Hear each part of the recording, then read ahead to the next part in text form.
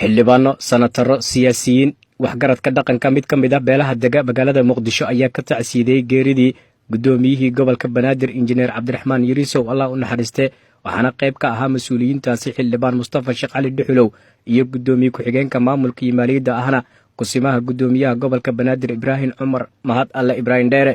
waxaana ay tageen guriga ugaas maxamuud cali ugaas oo ay taallo gogosha tacsiyada gudoomiyihii gobolka banaadir marxuum injineer cabdiraxmaan yariisow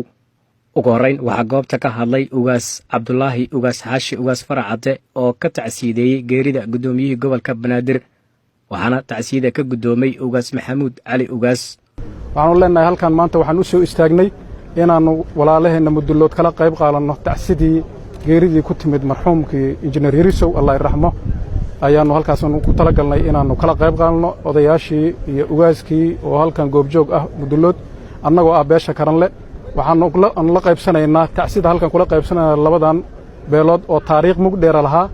oo muddooyin dheer xiriirkoodu walaaltinimo uu socday ayaannu rabnaa halkan inaannu ka muujinno kaalinteennii walaaltinimo waxaan halkan ku soo diyaarinay 10 neef oo geelah iyo 20 neef oo ida ah iyo baabuur raashin ah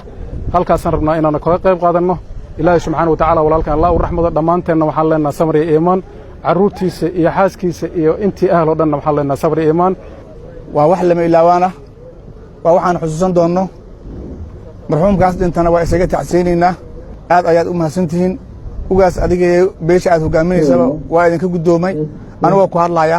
magaca beesha mudulood intaasi dabadeed waxaa la galay kulan loogu duceynayey islamarkaana alla loogu baryey inuu jannadii firdowso ka waraabiyo gudoomiyihii gobolka banaadir ahaana duqii magaalada muqdisho allah u naxariistay injineer cabdiraxmaan cumar cismaan yariisow oo shalay lagu aasay magaalada muqdisho waa kan sanatar cabdi dhuxulow dhegdheer iyo ismaaciil macalin muuse oo ah gudoomiyaha guddiga qaran ee dib u heshiisiinta ma ahayn xoolo iyo dad iyo midna ma ahayne inaan idinkala qayb galno tiiraanyada oo aan u wada ducayno walaalkeen injineerka oo aan runtii dhihi karo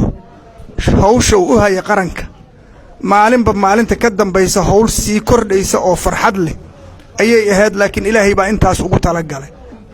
karalaha wiye iyo mudulada waa tol ee qabiil maaha haddii la fiirsho waxa ka dhaxeeya iyo sida ay u damqanayaan waa dhab jariiriisu raxmatullaahi alayhi allah naxariisto waana naga dhaxeeyay laakiin jiirka go'ay qofka u soo gurmada ee aad wujuud markaad fiiriso ka garan karto shucuurta waxa saaran